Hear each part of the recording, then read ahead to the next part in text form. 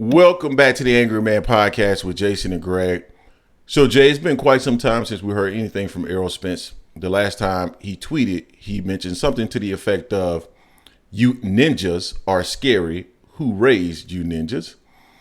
And the last time we heard anything from Errol Spence was on the epilogue of the Canelo Alvarez versus Jermell Charlo fight, where he basically gave Charlo some encouraging words. So he's going dark. And, Errol is a quiet guy. And we all know that Errol's quiet, but this is a level of silence that I have not seen from Errol at all. I mean, Errol is typically tweeting about the Dallas Cowboys and all kind of things, just random tweets. But for whatever reason, he's gone silent now. Now, I don't know if that is because of the significance of the loss to Terence Crawford. You got to wonder if that is a contributing factor. I mean, dude, you haven't said anything whatsoever in a couple of months. We know that Terence Crawford and Errol Spence, or at least Errol Spence, initiated the rematch, so he definitely wants to get back in the ring with Terence Crawford. But they've hit a snag, and as far as I can see, it's a significant snag in terms of what they're trying to do moving forward. Now, we know that Terence Crawford is trying to negotiate and maybe leverage his position currently to get more out of this fight, and that is what it is. But I think at the end of the day, Errol Spence is not going to go back to 147 pounds. I have strong reason to believe that that's not going to occur. Let's leave it at that. Now, what's next for Errol? Because I think right now there's a high probability that the fight with Terence Crawford is not going to occur based off of what I've been able to gather. I'm going to leave it at that as well. Not saying that the fight won't happen, because there's still a chance that the fight will happen, but there's a chance that it might not happen. So then what's next for Spence? I have reason to believe that Errol Spence would move up to 154 pounds and eye the winner of the Tszyu versus Brian Mendoza fight that is occurring this weekend. Now, I believe a lot of people like this fight for Errol Spence in terms of a Tszyu fight. I think it would be an excellent fight in terms of just excitement. You have two guys that are going to come meet in the middle of the ring, and they're going to exchange punches, and we're going to see who's the best fighter, right? Now, I know several Errol Spence fans that would like to see Errol get acclimated to 154 pounds first. But I have strong reason to believe that if Errol cannot secure a rematch with Terence Crawford, he will target Tszyu, the winner of Tszyu versus Brian Mendoza. And I believe that Brian Mendoza is going to be a live dog in this fight as well. So, Jay, I wanted you and I to get together to talk about the probability or the possibility that Errol Spence will target someone like Tszyu next for his fight. We know Errol doesn't like to take tune-ups. I think that might have been his downfall in his last fight. He probably should have had a tune-up. Being out of the ring for so long. But one of the things that would be advantageous for Errol is if he got back into the ring sometime late this year, which I don't think is going to happen no matter what with Terence Crawford, but at least early next year, it would be advantageous for Errol to get, back in the ring, get back in the mix in terms of getting that consistency with training, and not only that, getting on the big stage and fighting. So, Jay, what's your thoughts about that? The probability or possibility of Errol Spence facing the winner of Tszyu versus Mendoza? I mean, I could see that. The only snag would be if Bud chose to do that, to try to force a next fight with Mill to be undisputed at 154. That'd be the only snag in that. But regarding Spence, I think that'd be a good fight for him, because neither one of those fighters are the type of fighter aren't necessarily like a boxer type fighter, not slick or anything like that. Both of those two are pretty much straight up and down, coming straight at you. They don't use just stupid aggression. They're smart and calculated the way Tszyu has been fighting with his aggression, outside of the little when he got dropped by Gusay.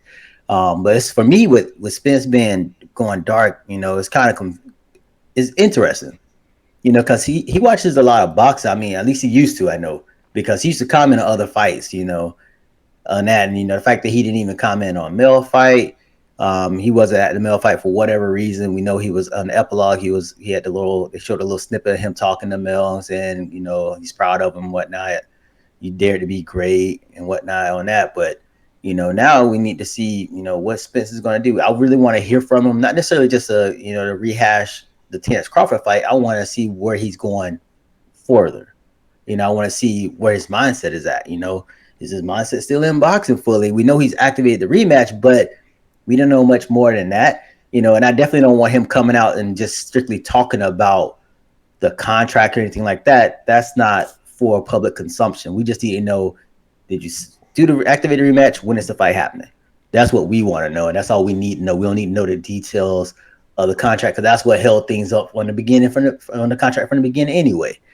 But Errol is normally a quiet dude, but he still tweets here and there when the fight's on. So we'll see if he tweets about this upcoming fight, because it's a good fight with Brian Mendoza and Tim Tszyu. That's potential next fight for him, because to your point, I don't see him coming back down to 147. Even if the rematch is with Bud at 147, I don't think he's going to do it. I wouldn't advise him to do it at 147, because it's tough for him to make 147. He's always said after this, he's gone. He's going to 154. So I would like to see him just to do that at 154, man, honestly. If he gets the winner out of Brian Mendoza and Tim Tszyu, that would be a real good fight for him to come back for, since he doesn't take tune-ups. That would be a challenge, but it'll be a good challenge for him to get his feet back wet, and a good opponent as well, and for a title. Yeah. I like the idea of it in theory. I don't know if I actually like the idea of it. I think Errol needs to get back into the ring first and make sure that he gets that consistency in camp. And I would like to see what he looks like at 154 before you see him in the ring with the top opposition at 154. Not that Errol is not skilled enough to do so, but I just think Errol has had a level of inactivity that regardless, eventually it affects you. And people have said that Errol has not been the same since his car accident. I would venture to say that Errol hasn't been as active since his car accident. So it's really hard for anybody to really tie it directly to just the car accident without seeing the level of activity, right? I mean, it was Danny Garcia. It was a long layoff. Then it was Danny Garcia. Then it was a long layoff. Supposedly, he was supposed to fight Manny Pacquiao. That fell through. So some additional layoff, and then Yordenis Ugas, and then another long layoff, and then Terence Crawford. So it's hard for me to say whether or not it's truly a situation where Errol Spence deteriorated after the car accident, or was it just a lack of consistency? So personally, I would like to see him in the ring at 154 first, and then target someone like a Tim Tszyu, because Tim Tszyu would still be available. And to the point that you made in regards to Terence Crawford and maybe Crawford being willing to force a fight with Tim Tszyu, don't see that happening, because I don't think Crawford wants to go after Jermell Charlo anymore. I think he knows that he's probably not going to get the level of credit that he really wants. And plus, I think he understands that he's not going to get the bag that he wants, right? That fight is dead in the water based off of the performance that occurred with Jermell Charlo. So he's targeting someone like Canelo Alvarez, in my opinion. So you guys... Yeah, I mean, but it'll be the easiest for him to get undisputed again. That'll be the path of least resistance for him. It won't be the biggest bag, but the path of least resistance for him to get undisputed at 3 times. Yeah, but I don't think it's about being undisputed 3 times. It's about the bag. You guys tell us what you think in the comment section. Don't forget to hate, like, comment, and subscribe. This is the Angry Man Podcast, AM Sports Media, and we are out.